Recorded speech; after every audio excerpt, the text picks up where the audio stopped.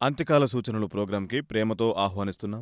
చాలా రెస్పాన్స్ వస్తుంది, చాలా ఉత్సాహంగా ఉంది. మీరు ఈ ప్రోగ్రాంని ఆస్వాదిస్తున్నారని మాతో చెప్తున్నారు. ఫోన్ కాల్స్ వస్తున్నాయి, చాలా మంచిది. ఈ ప్రోగ్రాం యొక్క ముఖ్య ఉద్దేశ్యం బైబిల్లో ఉన్న ఈ ట్రెజర్ని మేమింకా we're trying to do best explain. ఈ రోజు కూడా మన ప్రోగ్రాంకి బ్రదర్ జగన్ గారు వచ్చారు. రండి, let's meet him, ask him some questions. Jagan గారు వందనములు. పోయిన వారం మనము డానియల్ చాప్టర్ 11 నుండి చాలా విషయాల్ని చూశాము. ఎలాగ ఒక 350 ఇయర్స్ హిస్టరీని జరగడానికి ముందే దేవుడు అంత అక్యురేట్గా, ప్రాఫిటిక్గా, క్లియర్గా, సీక్వెన్స్లో, ఇయర్ వైజ్, డేట్ వైజ్, ఇంకా చెప్పాలంటే కరెక్ట్గా ఆ సీక్వెన్స్ని అంత డీటెయిల్గా రాశారు. ఇంకా చెప్పాలంటే ఇది ప్రాఫెసీనా హిస్టరీనా అని ప్రశ్నించుకునే విధంగా ఆ క్వశ్చన్ మార్కుకి రీజనే అంత అక్యురేట్గా ఉంది. బట్ దీన్ని ఏ విధంగా చదవాలో మీరు ఇంతకుముందు చెప్పారు. ఈరోజు మనం మిడిల్ నుండి వద్దాం, లాస్ట్ వీక్ వదిలిన దగ్గర నుంచి. But before we going to that, దీన్ని ఏ విధంగా మనం ఆస్వాదించి చదవాలి అంటే చాలా ఇంట్రెస్టింగ్గా ఉంది ఈ డానియల్ చాప్టర్లో ఈ భాగం. There is also a significant point in understanding. ఇది అర్థమైతేనే రెవల్యూషన్ కూడా మనకు అర్థమవుతుంది అని చెప్తున్నాం. దాన్ని వివరిస్తే బాగుంటుంది. ఈ డానియల్ చాప్టర్ 11 రెవల్యూషన్కి ఎందుకంత ముఖ్యమనేది మీరు చెప్తారా? చూడండి, దానియేలు 11లోని ఇంకొక భాగం జరగవలసి ఉన్నది. చివరి అధ్యాయాల్లో చివరి కొన్ని వచనములు జరగవలసి ఉన్నవి. దానికి ముందు క్రీస్తు వస్తారు, క్రీస్తు మరణం వస్తుంది, పునరుద్ధానం వస్తుంది. ఆ పునరుద్ధానం తర్వాత అంత్యక్రీస్తు వస్తాడనేది మన ఉద్దేశం. ఆ అంత్యక్రీస్తు వచ్చే సమయానికి సంఘకాలం వచ్చింది. కాబట్టి మనం మధ్యలో వచ్చినందువల్ల ఆ భాగం మాత్రం మిగిలి ఉంది. అది ఇక మీద జరగబోతుంది. అందువల్ల 11వ అధ్యాయంలో ఇంకా చాలా విషయాలు జరగబోతున్నాయి. మనం చూస్తూ ఉన్నాం. ఇది ఇంకా అవ్వలేదు. అవును, ఒక ప్రక్కే ముగిసింది. ఇంకా కొంచెం సంభవించవలసిన విషయాలున్నవి. అందువలన 11వ అధ్యాయంలో ఉన్న కొన్ని విషయాలు ప్రకటన గ్రంథంలో ఉన్న వాటితో కలిసి ఉంటాయి. So both books are very connected. అవును, అన్ని అధ్యాయాలకు సంబంధం కలిగే ఉంటుంది. ఎక్కడో ఒక చోట సంబంధం కలిగి ఉంటుంది. అది ఎక్కడ అనేది మనం చూడాలి. అవును. సరే, ఈరోజు మనం ఏమి చూడబోతున్నాం అని అడిగితే, పోయినసారి మనం 16 వరకు చూశామనుకుంటాను. అవును, ఆ భాగంలో ఉన్న వాటిని పూర్తిగా చూశాం. ఈరోజు మనం 17 నుంచి చూడబోతున్నాం. 17వ వచనం. అతడు తన రాజ్యము యొక్క సమస్త బలమును కూర్చుకొని రావాలనని ఉద్దేశింపగా అతనితో సంధి చేయబడును. ఏమనగా నశింపజేయవచ్చునని, ఈ మాటను గమనించండి, నశింపజేయవచ్చునని ఒక కుమార్తెను అతనికిచ్చెదరు. అయితే ఆమె సమ్మతింపక అతని కలిసి కొనదు. ఇది మీరు చక్కగా గమనించి చూస్తే, ఇంతకుముందు అతడు తన కుమార్తెను ఇచ్చిన విషయాన్ని ఇంతకుముందు తన కుమార్తె బెనిస్సానిచ్చాడు. ఆమెను వారు చంపేశారు. ఎవరికిచ్చాడంటే 2వ అంతియోకయకు ఇచ్చాడు. ఓకే. ఇప్పుడు ఘనత వహించిన 3వ అంతియోకయ ఈయనేం చేశాడు? ఐగుప్తును స్వాధీనం చేసుకోవాలనుకున్నాడు. దానికి ఏం చేస్తున్నాడంటే, ఎందుకంటే ముందుగా ఇలాంటి సమస్యలు జరిగాయి. తన బిడ్డను పెళ్లికిచ్చి అతనితో సంబంధం కలుపుకొని రాజ్యభాగం తన వశం చేసుకోవాలనుకున్నాడు. ఎందుకంటే అక్కడ రాజు బలమైనవాడు కాడు. అలాగనుకుని తన కుమార్తెనివ్వాలనుకున్నాడు. ఈ స్త్రీ ఎవరనుకుంటున్నారు? ఐడియా లేదు. చరిత్రలోనే తిరిగి రాయబడినదే ఈ స్త్రీ, క్లియోపాట్రా. క్లియోపాట్రా ఇక్కడ వస్తుందా? ఈవిడే క్లియోపాట్రా, అంతియోకయ కుమార్తె. అదెలా మీరు అంత కన్ఫర్మ్ గా చెప్పగలరు? చరిత్రలో మీరు ఒకసారి చదివి చూడండి. ఈ సంఘటనలకు అంతియోక కుమార్తె క్లియోపాట్రా అని చూడగలము. క్లియోపాట్రా ఐగుప్తీయురాలు, ఈజిప్షియన్ అండ్ గ్లోబల్ ఫిగర్ కూడా ప్రసిద్ధి చెందింది. ఆమె యొక్క రూపాన్ని బట్టియే అక్కడి ప్రభుత్వం ఆమెను అంగీకరించింది. ఇతడు ఏమి తలచి ఉంటాడంటే, తన కుమార్తెను పెళ్లికిస్తే ఆమె సౌందర్యాన్ని బట్టి వారిని పడగొట్టచ్చనుకున్నాడు. కాని గొప్ప విషయం ఏంటంటే, ఈమె అక్కడ ఒక మలుపు తిప్పుతుంది. తన తండ్రికి బదులుగా తన భర్తకు అనుకూలమవుతుంది. ఓహో. అదే వచనం చెప్తుంది, అయితే ఆమె సమ్మతింపక అతని కలిసి కొనదు. ఇది అలా మలుపు తిరుగుతుంది. ఈ క్లియోపాట్రా గురించి ఎన్నో చిత్రాలు మరి చరిత్ర ఎంతో చూసుంటాం. మరి ఈ క్లియోపాట్రా బైబిల్లో ఉందంటే ఎవరికి తెలియదు. అది ఇక్కడుంది. ఇంత క్లియర్గా ఉంది, చక్కగా ఉంది. దీని తర్వాత జరిగే సంభవాలు అంటే, అతడు తలచినట్లుగా అతని కుమార్తెని ఇస్తున్నాడు. ఆ తర్వాత ఈ కార్యాలను జరిగినవి. ఇప్పుడు కోపముతో ఏం చేస్తున్నాడంటే, ఈ యాంటియోక స్త్రీ అనేవాడు ఐగుప్తీయులతో యుద్ధముకు వెళ్తాడు. టాలమీ అనేవాడు 5వ అతను. ఇతడు తన కుమార్తెను 5వ టాలమీకి ఇచ్చాడు. యుద్ధమునకు వెళ్తాడు. ఈ యుద్ధంలో అతను ఓడిపోతాడు.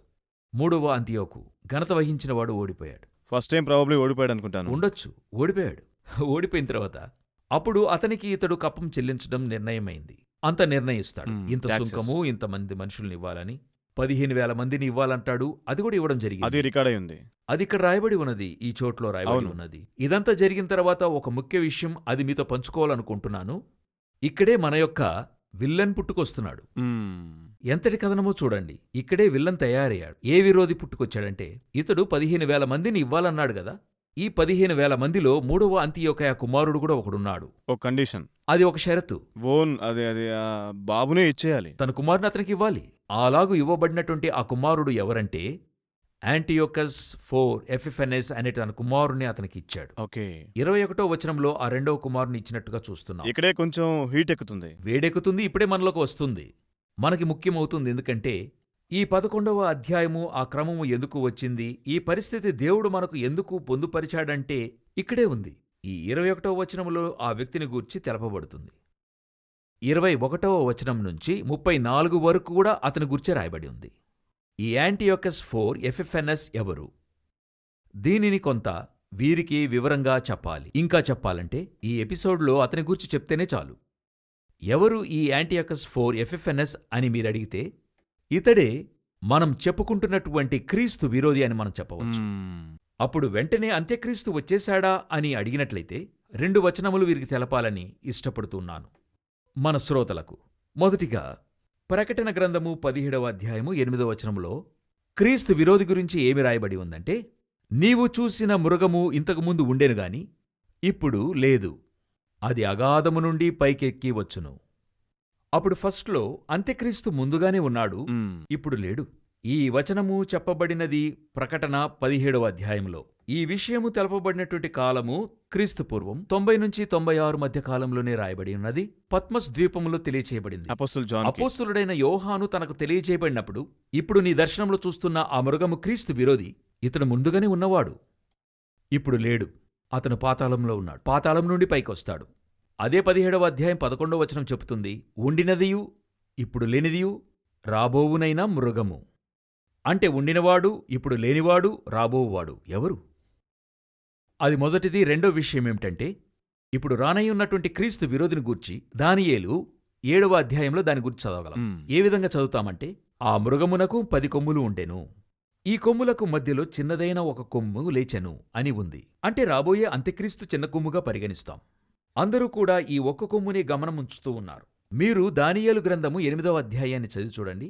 అక్కడ మీరు 7వ అధ్యాయం నుంచి చదువుకుంటూ వస్తే, ఆకాశములో నలుదిక్కుల 4 కొమ్ములు పెరిగెను. ముందుగా దీని గురించి మనము మాట్లాడి ఉన్నాం. 4 ప్రధానులు, ఆ 4 కొమ్ములలోనూ ఒకదాని నుండి ఒక చిన్న కొమ్ము మొలిచెను అని రాయబడింది. 8వ అధ్యాయం అంటే దానియేలు గ్రంథము 7వ వచనం నుంచి ఇలా చదువుకుంటూ వస్తే, ఆ పెద్ద కొమ్ము తెగ విరిగెను, ఆ విరిగిన కొమ్ముకు బదులుగా ఆకాశమున 4 దిక్కుల కొమ్ములు పెరిగెను, ఆ 4 కొమ్ముల్లోంచి ఒకదాని నుండి ఒక చిన్న కొమ్ము మొలిచెను. అయితే ఇక్కడ ఒక చిన్న కొమ్ము చూడండి. ఇది ఎవరని చూస్తే ఆ 4 అధిపతులలోని ఒకరి కుమారుడు, అదే సెలుకస్ కుమారుడు, సెలుకస్ నికన్ యొక్క కుమారుడు. దానిలోనూ ఆశ్చర్యం ఏమిటంటే, రాబోయే క్రీస్తు విరోధి బైబిలులో ఎన్నో వాడని రాయబడి ఉంది. ఎక్కడంటే ప్రకటన గ్రంథం 17వ అధ్యాయంలో 11, 12వ వచనంలో రాయబడింది. ఎలాగా ఆ వచనం రాయబడి ఉందంటే, 9వ వచనం నుండి, ఇందులో జ్ఞానం గలదు. ఆ 7 తలలు ఆ స్త్రీ కూర్చున్న 7 కొండలు, వారు 7 మంది రాజులును, 5 కూలిపోయిరి, ఒకడున్నాడు, మరొకడు రావలెను, అతడు వచ్చునప్పుడు కొంతకాలము వేరుండవలెను. ఉన్నదియు ఇప్పుడు లేనిదియునైన ఆ క్రూరముఖమే ఆ 8వది, 8వ వ్యక్తిగా ఉన్నాడు. గొప్ప ఆశ్చర్యమేమిటంటే, ఈ యాంటియోకస్ 4 ఎఫెనోసస్ ఉన్నాడు గదా, ఇతను సెలుకస్ పారంపర్యం నుండి వచ్చాడు. ఇతను 8వ వాడు. అదే మ్యాచ్ అవుతుంది. ఒకేలాగా ఇతను 8వ రాజు. ఇతను చేయించేస్తున్నాడంటే వచ్చి 21వ వచనంలో వస్తున్నాడు. ఇతను 2వ కుమారుడు. ఎవరికి? ఘనత వహించిన యాంటియోకస్కి 2వవాడు. ఇతనికి రాజ్యభారం లేదు, మొదటివాడికే కదా రావాలి, అందుకే 2వ కుమారునిచ్చాడు. అతను వెళ్ళిపోయినా మొదటివాడే కదా ఇక్కడుంటాడు, రాజ్యమును చూసుకుంటాడు. అయితే 21వ వచనం చూసినట్లయితే 11:21లో ఏమి చెప్పబడుతుంది? అతనికి మారుగా నీచుడు ఒకడు వచ్చును, అతనికి రాజ్య ఘనత నియ్యరుగాని నెమ్మది కాలమందు అతడు వచ్చి ఇచ్చకపు మాటల చేత రాజ్యమును అపహరించును. ఎవరు? అవమానించబడిన వ్యక్తి. ఇతన్ని అవమానించారు, బానిసగా ఇచ్చారు మొదటివాణ్ణి కాపాడటానికి. ఇతడు తిరిగి దేశానికి వస్తాడు. వచ్చి సమాధానంగా ఉండి అన్నతో సమాధానపడి ఆయన్ని చంపేస్తాడు. చంపేసి అతన్ని స్థానాన్ని చేజిక్కించుకుంటాడు. అలా చేసి ఆ సెలుకస్ పారంపర్యంలో ఏమవుతున్నాడంటే 8వ రాజు యాంటియోకస్ 4. ఇతను యాంటియోకస్ 4 మాత్రమే, ఎపిఫెనస్ కాదు. ఎపిఫెనస్ 4 ఇతనే పెట్టుకున్నాడు, యాడ్ చేసుకున్నాడు. ఎపిఫెనస్ అంటే కనిపించే దేవుడు గ్రీకు భాష. ఓకే. అప్పుడు క్రీస్తు విరోధి గురించి 2 తెసలోనికలు 2:4లో ఏం రాయబడింది? తాను దేవుడనని తన్ను తాను కనపరుచుకొనును అని ఉంది. అవును. తాను అలాగే ప్రవర్తించాడు. అలా వాడు ప్రొక్లెయిమ్ చేసుకున్నాడు. ప్రకటించుకుని తన్ను తాను ఎఫ్ఎఫ్ఎన్ఎస్, తన్ను తాను దేవునిగా కనపరుచుకున్నాడు. అప్పుడు బైబిల్లో చెప్పబడిందిగా తేట తెల్లముగా ఒక క్రీస్తు విరోధి దీనికి ముందుగానే మనకు క్రీస్తు పూర్వం 168లోనే వ్యక్తమవుతున్నాడు. ఇంకా చెప్పాలంటే ఒక మోడల్ ఫీల్ ఇచ్చాడిక్కడ. దాని యొక్క మనకొక రఫ్ కాపీ దొరికింది. ఈ రఫ్ కాపీని బట్టి రాబో వానిని దీనిలోంచి కనుగొనగలము. మీరెప్పుడైనా చూడండి, ఏలియాను బట్టి చూసినట్లయితే యోహానును కనుగొనగలము. యేసే చెప్పారు, మీరు అంగీకరించినట్లయితే రాబోయే ఏలియా ఇతడే అన్నారు. ఎలా చెప్పగలం? ఆయన ఒంటె తోలు దట్టి ధరించి ఉన్నాడు, ఇతను అలాగే ధరించి ఉన్నాడు. అతను అరణ్యములో ఉండాడు, ఇతను అరణ్యములో ఉన్నాడు. అతడు ఆహాబును ఎదిరించాడు, ఇతను హేరోదును ఎదిరించాడు. ఆహాబు అతనికి భయపడ్డాడు, హేరోదు ఇతనికి భయపడ్డాడు. ఇలా అన్నిటిని చూస్తే పోలిక సరిగ్గా ఉంటుంది. ఏలియా మార్గాన్ని సిద్ధపరచవచ్చాడు, యోహాను మార్గాన్ని సిద్ధపరచొచ్చాడు. ఇదే విధంగా అంతియోకయ 4 ఎఫ్ఎఫ్ఎన్ఎస్ అనేవాడు అంతకుముందే వచ్చినవాడున్నాడు. ఇప్పుడు 8వ వానిగా సెలుకస్ పారంపర్యములు కనపడుతున్నాడు. ఇప్పుడు అతన్ని ఆధారం చేసుకుంటూ 21వ వచనము నుండి 34వ వచనం వరకు వెదికినట్లయితే అతడు ఏమేమైతే చేశాడో అదంతా ఇతడు చేస్తాడు. రాబోయే క్రీస్తు విరోధి. మనం చెప్పుకుంటున్నాం 10 దేశాల మధ్య నుండి వస్తాడు, వాడెక్కడి నుండి వస్తాడు, ఇవన్నీ మనకు అది తెలియజేయబడి హిస్టారికల్ గా బైబిల్లోనే ఉంది కదా. బైబిల్లో ఉండేవే చెప్తున్నా. అవును. ఇవన్నీ ఉన్నాయి. 10 రాజుల మధ్యలో నుండి వస్తాడని చెప్పేసి. కాబట్టి వచ్చేవాని రాజ్యభారము ఏమై ఉంటుంది, ఎలాగుంటుందనేది ఈజీగా తెలుసుకోవచ్చు. ఒక చిన్న బ్రేక్ తీసుకుందాం. ఈ పర్టికులర్ కింగ్, ఈ సెల్ఫ్ ప్రొక్లెయిమ్డ్ కింగ్ అని మనం చెప్పుకున్నాం కదా. ఇప్పుడు ఈ క్యారెక్టర్లో ఇది ఇంత కఠినంగా ఉండడానికి ఒక కారణం ఉంటుంది కదా బ్యాక్గ్రౌండ్లో. అతను వచ్చేసి ఒక విధంగా అట్రాషియస్గా కొన్ని విషయాలను చేస్తూ ఉన్నాడు. అండ్ యూదుల్ని ఆల్మోస్ట్ హతం చేయాలనే ఒక ఫెరోషియస్ ప్లాన్లో వెళ్తున్నాడు. దీనికి వెనకాల ఏముండొచ్చు, దీనికి ఎక్స్ప్లెనేషన్ని ఏ విధంగా చదవాలి అనేది మనం బ్రేక్ తర్వాత మాట్లాడుకుందాము.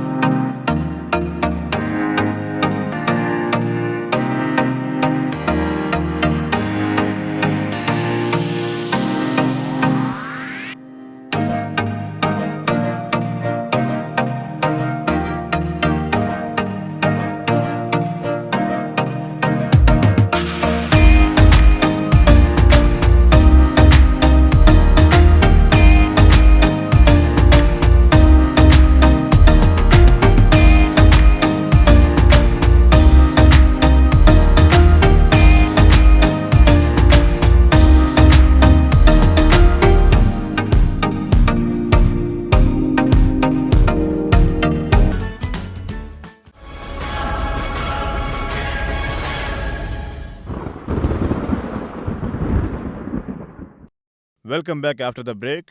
బ్రదర్, బిఫోర్ ద బ్రేక్లో ఒక యాంటియాకస్ ఎఫెఫెనస్ గురించి మనం స్టార్ట్ చేశాము. One of the most cruellest king, అంటే ఇంతకన్నా క్రూయల్గా ఎవ్వరూ ఉండలేరు అనుకునేంత క్రూయల్గా ఉన్నాడు. ఇక దాంతోపాటు యూదు ప్రజల మీద విపరీతమైనటువంటి ద్వేషాన్ని పెంచుకున్నాడు. దీనికి కారణం ఏమై ఉండొచ్చంటారు? దీనికి లౌకిక కారణం ఒకటుంది, మరొకటి ఆత్మ. ఆ 2 రీజన్స్ ని చెప్పండి. లోకపరమైన కారణం ఏమిటంటే ఇతను రోమిలకు బానిసగా ఉండేది. ఎవరు? ఈ యాంటియోకస్ 4 ఎఫెఫెనస్. ఇతడు అక్కడి నుండే వచ్చి తిరిగి సెలుకస్ పారంపర్యంలో రాజుగా నియమించబడ్డాడు. ఇప్పుడు ఇతని ఇక్కడికొచ్చినప్పుడు ఈ యూదులు ఎప్పుడు రోమీలతో చేరే ఉంటారు. అయిన రోమీలంటే వారికి ఇష్టం లేదు. అయినా వారి సామ్రాజ్యంలో యేసుక్రీస్తునే మనం చూసినట్లయితే యేసుని వారు రోమీలకు అప్పగిస్తారు. వారు ఎల్లప్పుడూ ఆ పని చేస్తుంటారు. పౌలు విషయంలో చూసినట్లయితే వారు ఆయనను రోమీలకు అప్పగిస్తారు.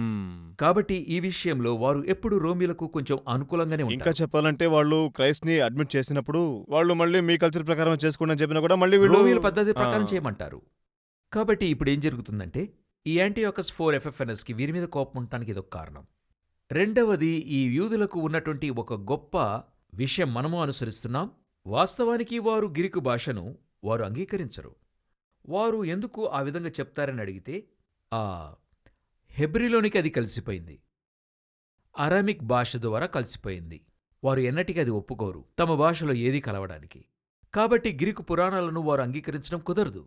మీరు గ్రీకు పురాణాన్ని చూస్తే హెబ్రీ లేఖనాలకు పూర్తి వ్యతిరేకంగా ఉంటుంది. గొప్ప విషయం ఏమిటంటే మన యూదుల సంస్కృతిలో అంటే ధర్మశాస్త్రంలో విగ్రహారాధన ఉండదు, ఏదీ ఉండదు. ఈ విధంగానే మనకు బైబిల్లో తెలియజేయబడింది. 10 ఆజ్ఞలు ఆ విధంగానే ఉన్నాయి. దానికట్లే విరుద్ధంగా ఉంటాయి. వారన్నిటికీ ఏదో ఒక వ్యత్యాసాన్ని ఉంచుకుని ఉంటారు. కాబట్టి అలా ఉన్నప్పుడు యూదులు వారిని అంగీకరించడం కుదరదు. కాబట్టి వారి మీద ఒక ద్వేషం ఉంటుంది. ఇప్పుడు మీరు ఇంగ్లాండ్కి వెళితే అక్కడ వైట్ హాక్ అనే స్థలం ఉంది. అక్కడ వైట్ హాక్లో ఉన్న ప్రజలు ఇంగ్లాండ్ సిటిజన్స్. అయితే మిగతా సిటిజన్స్ ఆ విధంగా ఒప్పుకోరు. వారిని కొంత ఎడమ చేసి ఉంచుతారు. కారణం ఏమిటంటే వీరు ఫ్రెంచ్ మరియు స్పానిష్ ప్రజల మధ్య కలిసి జన్మించిన వారు. కానీ ఇంగ్లాండ్ సిటిజన్స్, తండ్రి గాని తల్లి గాని ఇంగ్లాండ్ పౌరసత్వం గలవారై ఉంటారు. అలా తల్లిదండ్రుల జంట మధ్య ఒకరు ఇతర దేశస్థులై ఉంటారు. వాళ్ళు వీళ్ళని ఒప్పుకోరు గాని ఇంగ్లాండ్ పౌరసత్వానికి కావలసినవన్నీ ఇస్తారు. ఇటువంటి వారి మధ్యలో ఇంగ్లాండ్ వాస్తవ్యులు అమ్మాయిని పెళ్లికివ్వరు, తీసుకోరు. ఇటువంటి కాన్సెప్ట్ వారికి మధ్యలో ఉంది. అలాగే యూదులకు గ్రీకులకు మధ్య కూడా. అసలు యూదులు అందరితో అలాగే ఉంటారు, గ్రీకు వారితో అధికంగా. ఇందులో ఇంకా ఇంట్రెస్టింగ్ ఫ్యాక్టర్, దీంట్లో అలెగ్జాండర్ దీంట్లో ఇంత సాఫ్ట్ గా ఉన్నారని మనం వీరికి చూసాం. మాత్రం సున్నితంగా ఉండాడు. అది నిజంగా పెద్ద విషయం. అది గొప్ప విషయం, దేవుడు ఏర్పరిచాడు. కరెక్ట్. కాబట్టి ఇలా ఉన్నప్పుడు వీరికి వారి మీద చాలా కోపం ఉండేది. ఈ కోపమును బట్టి రెండవసారి దారుణంగా లోపలికి వస్తాడు. లోపలికి వచ్చినప్పుడు దేవాలయాన్ని పూర్తిగా దోచుకుంటాడు. దీనికి అడ్డుగా ఉన్నటువంటి ఆ రోజు ప్రధాన యాజకునిగా ఉన్న వానిని చంపేస్తాడు. హై ప్రీస్ట్ ని. అవును, ప్రధాన యాజకున్నే చంపేస్తాడు. చంపేసి ఆ స్థానంలో మరొక ప్రధాన యాజకుని తనకు కావలసిన వారినే పెడతాడు. అతను ఒక యూదుడే, అతడే పెడతాడు. అలాగా యాంతియోకస్ 4 ఎఫెఫెనస్ కి లోకపరమైనటువంటి ద్వేషం ఉండే. ఇంకా చెప్పాలంటే ఒక మ్యాడ్ మ్యాన్ అనే ఒక టైటిల్ ని ఇవ్వొచ్చు. అనేక మంది ఉన్నారు చరిత్రలో మీరు చూసినట్లయితే. అలాగున మనకు తెలిసిన కొద్ది రాజులందరూ కూడా చాలా దూకుడుగా ఉంటారు. వారిని మనము వారి విధంగా ఉంటారని ఊహించలేము. చరిత్రలో మీరు చదివి ఉంటారు రోమా రాజులను గురించి. వారిలాగుంటారా? ఇలాంటి రాజులు చరిత్రలో ఉన్నారని ఊహించలేము. అవునవును, ఊహించలేము. చరిత్ర చెప్పుతుంది వారు ఉన్నారని. కాని వారు నిర్వహించిన కార్యములు యోచించినట్లయితే, సెంగిస్ వారి గురించి చదివినట్లయితే ఇంకా భయంకరంగా ఉంటుంది. ఇటువంటి రాజు ఉంటాడా అని మనం ఆలోచిస్తాం. అలాంటి వాడే వీడు కూడా, యాంటియోకస్ 4 ఎఫెఫెనస్. కాబట్టి అలాగున్నప్పుడు ఆత్మీయముగా ఎలా అని మీరడిగితే, ఇతడు ఏ రాజు కూడా చేయనిది ఒకటి చేస్తాడు. అదే 31వ వచనం తెలుపుతుంది. 31వ వచనంలో అతడు ఏం చేస్తాడని రాయబడిందంటే, అతని పక్షమున శూరులు లేచి పరిశుద్ధ స్థలపు కోటను అపవిత్రపరచి అనుదిన బలిని నిలిపివేసి నాశనము కలుగజేయు హే వస్తు నిలుపుదురు. అలానే ఉంది కదా. అవును. అసలు అతడు 3 కార్యాలు చేస్తున్న బైబిల్ తెలుపుతుంది. 1, పరిశుద్ధ స్థలమును అపవిత్రపరచి. మన ప్రభువు యొక్క బలిపీఠం అంటే దేవాలయములో 3 భాగాలు: బలిపీఠం, పరిశుద్ధ స్థలం, అతి పరిశుద్ధ స్థలం. ఆ బలిపీఠం మీద పరిశుద్ధమైన మృగాలను మాత్రమే బలి ఇవ్వాలి. అది దేవుంది. అంటే ఆ బలిపీఠం మీద పరిశుద్ధమైన మృగాలను మాత్రమే బలి ఇవ్వాలి. కాని ఇతడేం చేస్తున్నాడంటే, గ్రీకుల వారి సాంప్రదాయము ఆచారం ప్రకారం పందిని బలి ఇచ్చేవారు. అలా పందిని తీసుకెళ్లి బలిగా ఇచ్చాడు. యూదులు అడుగడుగునా ద్వేషించేది పందిని. ఆ స్థలంలో పందిని బలివ్వడం అనేది క్రీస్తుపూర్వం 168లో జరిగింది. కాబట్టి మొదటిగా ఇది చేసి ముగించాడు. రెండవది, ఇది గ్రీకుల యొక్క సాంప్రదాయమైనటువంటి బలి. ఏదో వీరిని పురుగొల్పాలనే ద్వేషంతో చేయలేదు. తన దేవునికి బలి ఇవ్వాలి, అన్ని దేవాలయములలో తన దేవుడే ఉండాలని ఆశాభావం. రెండవది, గ్రీకుల యొక్క ముఖ్యమైన దేవుడు ఒలింపియన్ గాడ్ అంటారు. వారిలో ఒకడెవరంటే జ్యూయస్ గాడ్ని లోపల తీసుకెళ్లి పెట్టాడు. ఈ జ్యూయస్ గాడ్ని ఆ యూదులు అసలు అంగీకరించరు. ఎందుకంటే ప్రాచీన 7 అద్భుతాలు ఉండేవి. ఆ ప్రాచీన 7 అద్భుతాల్లో ఒకటి జియూస్ యొక్క గుడి. అది దాని వెనుక పెద్ద పూర్వోత్తరం ఉంది. అలా వారేం చేశారంటే జియోస్ యొక్క విగ్రహాన్ని తీసుకెళ్లి అక్కడ పెట్టారు. ఇది రెండవది. మూడవది, అనుదిన బలిని నిలిపారు. ఆ విధంగా చేసి ఆ ఒక్కరోజు ఆరాధన, ఆ ఆరాధన అతనే తీసుకొచ్చాడు. ఒక్క ఆరాధన ఆదివారం అంటే గ్రీకు పద్ధతి ఆరాధన తీసుకొచ్చాడు. కాబట్టి ఇదంతా జరిగిన తర్వాత ఇది ఆత్మపరము. ఇటువంటిది మరి ఏ రాజు కూడా చేయలేదు. మీరిప్పుడు బాగా గమనించినట్లయితే నెబుకద్నెజరు బబిలోను రాజు దేవాలయాన్ని దోచుకున్నప్పుడు అగ్నితో కాల్చాడు. కాని దానిలో ఉన్నటువంటి వస్తువులను ఎక్కడ తీసుకెళ్లి పెట్టాడనుకుంటే తన దేవుని యొక్క ఆలయంలో పెట్టినట్టు చూస్తున్నాం. ఈ దేవుని దగ్గర నుంచి తీసుకున్నాను, అలా తీసుకెళ్లి ఆ దేవుని దగ్గర పెట్టాడు. ఎందుకు అక్కడ పెట్టాడంటే దీనికి ఒక మర్యాద ఉంది, ఆ మర్యాద నేను ఇస్తున్నాను అంతే. కోరస్ ఆ తర్వాత వచ్చిన మెడో పర్షియన్ ప్రభుత్వం ఆ పాత్రలను తీసుకొని అందరి చేతులకిచ్చి మీరు మీ దేవుని ఆలయం కట్టుకోండి అని చెప్పి పంపిస్తున్నాడు. ఈ అర్తక్సెరక్సస్ కాలంలో నెహేమియాకి వస్తువులనిచ్చి నీవు దేవాలయం కట్టుకో. వీరందరినీ చూస్తే ఒక మృదువైన కోణంలో ఉన్నారు ఇశ్రాయేలులపై. మీరు చెప్పినట్లు అలెగ్జాండర్ కూడా. అవును. అందరూ మృదువైన వారే. ఈ ఒక్కడు మాత్రమే అట్రాషియస్ గా. ఆత్మీయంగా భయంకరమైన వాడు. కొట్టి జరిపి ఏదో ఒకటి చేయాలని ఉండాడు. ఇదే క్రీస్తు విరోధి యొక్క స్వభావం అని బైబిల్ చెప్తుంది. ఒక యాంటీ ఫీలింగ్. దేవునికి విరుద్ధమైనటువంటి స్వభావం, క్రీస్తుకు విరుద్ధమైన ఆలోచన. క్రీస్తు మాత్రమే ఉండవలసిన ఆలయంలో ఇంకొకరిని తెచ్చిపెట్టడం. అపవాది అని మనం చెబుతాం. వాడి ఎదురుచూపేంటి? దేవుని స్థానంలో ఉండాలనుకుంటున్నాడు. ఏ దినంలో దేవుడు తన్ను ఆరాధించడానికి కుటుంబాన్ని సృష్టించాడు, లోపలికొచ్చాడు. ఇలాగా ఒక్కొక్క స్థానంలో దేవుడున్న చోటికి రావాలనుకుంటున్నాడు. ఆఖరికి యెరూషలేములోనికే వచ్చేశాడు. ఇది జరిగినదే యాంటియోకస్ 4 FFNS వల్ల. ఈ కార్యాన్ని ఎంతో తెలివిగా ముగించినట్లు మనం చూస్తున్నాం. చూడండి, ఈ క్రీస్తు విరోధి యొక్క పూర్ణ లక్షణములు ఇతనిలో చూస్తున్నాం. సో అందుకే ఇక్కడుంది, రెవల్యూషన్ లో వస్తుంది. ఇటువంటి ఆత్మ అక్కడ రాబోతుంది. ఇంకా దీనికన్నా భయంకరంగా ఉంటుంది. దీనికంటే భయంకరమైనది కూడా. ఇక్కడ ఇన్ని విషయాలు మనం చెప్పుకున్నాం కదా, ఇవన్నీ కూడా చేస్తాడని యేసు చెప్తున్నారు. ఇంకా రాబోయేవాడు చేస్తాడని చెప్తున్నారు. మత్తయి 24లో 12-15 వరకు నాశనకరమైన హేయవస్తును గూర్చి ప్రవక్త అయిన దానియేలు చెప్పిన రీతిగా చదివిన వారు గ్రహించాలి. అది పరిశుద్ధ స్థలమందు నిలుచుట మీరు చూడగానే, అంటే ఏమర్థం? ముందుగానే ఒక సంఘటన జరిగింది, కాని ఇక్కడ భవిష్యత్తులో మాట్లాడుతున్నాడు. అది పరిశుద్ధ స్థలములో నిలుచుట చూసినప్పుడు యూదయాలో ఉండువారు కొండలకు పారిపోవలెను. అంటే ఏమిటర్థం? అది మరలా సంభవిస్తుంది. ఇదేలాగున ఇప్పుడు చూడండి, ఈ యాంటియోకస్ 4 FFNS ఏం చేశాడంటే, జియూస్ దేవుని శిలను అక్కడ నిలబెట్టి అందర్నీ మొక్కమన్నాడు. ఇది ఆ ఆలయం లోపల జరిగింది. ఇదే కార్యాన్ని చేస్తాడని దేవుడు చెప్తున్నాడు. నెబుకద్నెజరు ఒక విగ్రహాన్ని చేశాడు. అందరూ మొరక్కాలన్నాడు. దానియేలు 3వ అధ్యాయంలో ఉంది. ఇదే కార్యము ప్రకటన 13వ అధ్యాయం 15లో ఉంది. ఆ మృగము యొక్క ప్రతిమ మాట్లాడునట్లును, తనకు నమస్కారం చేయని వారిని హతము చేయునట్లును, ఆ మృగము యొక్క ప్రతిమకు ప్రాణమిచ్చుటకై దానికి అధికారం ఇవ్వబడెను. అలాగే రాబోయే అంత్యక్రీస్తు ప్రభుత్వములో కూడా ఒక విగ్రహము చేసి ఆలయంలో పెట్టి అందరూ దానికి మొరక్కాలని చెప్తాడు. అది చేయబోయేది ఎవరంటే రాబోయే ఇటువంటి ఆత్మతోనే చేస్తాడు. ఇందులో బ్రదర్ జగన్ ఒక చిన్న ఒకే ఒక వచనం మాత్రం డిఫరెంట్ గా, ట్విస్ట్ గా ఉంటుంది. ఈ వచనం 32 దానియేలు 11th చాప్టర్లో 32వ వచనాన్ని మీరు చదివారంటే, దీని మధ్యలో ఒక వే ఆఫ్ హోప్ వస్తుంది. దీని టోటల్ గా మీరు చూశారంటే యాంటిక్రైస్ట్ గురించి చాలా చెప్తున్నారు, ఎస్పెషల్లీ పర్టికులర్ గా ఈ కింగ్ గురించి చెప్తున్నారు. కానీ 32వ వచనంలో ఒక డిఫరెంట్ ట్విస్ట్ ని దేవుడిస్తున్నారు. ఆ వర్స్ చాలా ఇంట్రెస్టింగ్ గా ఉంటుంది. Those who do wickedly against the covenant he shall corrupt with flattery, but the people who know their God shall be strong and carry out great exploits అని ఉంది. తెలుగులో ఏ విధంగా ఉందో కూడా మనం చూద్దాం. అందుకతడు ఇచ్చకపు మాటలు చెప్పి నిబంధన అతిక్రమించు వారిని వశపరుచుకొనును. అయితే తమ దేవుని నెరుగువారు బలము కలిగి గొప్ప కార్యములు చేసెదరు. అవును, ఇక్కడేమో గ్రేట్ ఎక్స్ప్లాయిట్స్ అని ఉంది. They will do great exploits అని ఉంది. ఈ కంక్లూషన్ మధ్యలో ఈ వచనం రావడానికి కారణం ఏమై ఉంటుందంటారు? ఇది అలాగే ఉండనివ్వండి, ఒక దగ్గర తీసుకొచ్చి ముగిస్తాను. నేనెక్కడి నుండి ప్రారంభిస్తాను చూడండి. ఎప్పుడెప్పుడల్లా ఇటువంటి ఆత్మీయ పోరాటం వస్తుందో అక్కడెల్లా దేవునికై ఒక గుంపును ప్రభు ఉంచారు. ఓకే, వారు లేచి దేవునితో వైరాగ్యముగా నిలిచి ఉంటారు. ఉదాహరణకి, భూలోకము బలాత్కారముతో నిండి ఉండెను. ప్రభు చూస్తున్నాడు, పూర్తి భూమి చెడిపోయింది. నోవహు కుటుంబం మాత్రం దేవునికై నిలబడ్డారు. ఆ దేశములో ఉన్న వారందరూ ఆ విగ్రహానికి మ్రొక్కారు. ఒక నలుగురు మాత్రము మ్రొక్కకుండా ఉన్నారు. అంతమంది రాజుగారి ఆజ్ఞకు లోబడి ఏ దేవునికి మ్రొక్కకుండా నిలబడ్డారు. కాని ఒకడు మాత్రం నేను మ్రొక్కెదను అని తన దేవుణ్ణి ఆరాధిస్తాడు. అతను సింహపు గుహలో వేయబడ్డాడు. అదేవిధంగా ఎలియా టైంలో కూడా మనం చూసుకుంటే, నువ్వు మాత్రం కాదయ్యా నీలాగా 7,000 మందిని అక్కడ ఉంచాడు. సో ప్రతి చోట ఒక ప్యాటర్న్. యెహెజ్కేలు కాలంలో కూడా 9వ అధ్యాయంలో చదువుకున్నట్లయితే అందరూ అక్రమము చేస్తారు, కాని దీని నుండి నిష్క్రమింపబడిన జనము ఉన్నారని దేవుడు చెప్తున్నాడు. కాబట్టి ప్రతి కాలంలో దేవుడు తనకంటూ ఒక గుంపును ఉంచుతాడు. నేనేం చెప్తున్నానంటే, ఈ గుంపు కోసమే లోకం పరిభ్రమిస్తుందంటున్నా. ఓకే, అన్ని కాలాల్లో దేవుడు ఎందుకు నాశనం చేయకూడదు? వారంతా అక్రమం చేస్తున్నారు, ఇంత గొప్ప అక్రమం చేస్తున్నారు, ఒకే నిమిషంలో నాశనం చేయొచ్చు, ముగించచ్చు. ఎందుకు వీరిని ఉంచారంటే, ఇప్పుడు మీరు అడిగింది ఎంతో లోతైన ప్రశ్న. నేనింకా లోతుకు వెళ్తాను. రోమా 11వ అధ్యాయం చదివినట్లయితే పౌలు చెప్తున్నాడు, కఠిన హృదయము గల ఒక గుంపును దేవుడే ఉంచి ఉన్నాడు. ఎందుకు దేవుడు అటువంటి వారిని ఉంచి ఉన్నాడంటే, అన్యజనులు రక్షింపబడటానికి వారిని ఉంచాడు. వారు కోపగించుకునే కొలది ప్రేమ పుట్టుకొస్తుందంట వీరి మీద. వీరిపై ప్రేమ కలిగి ఉండటం ఇదొక కారణం.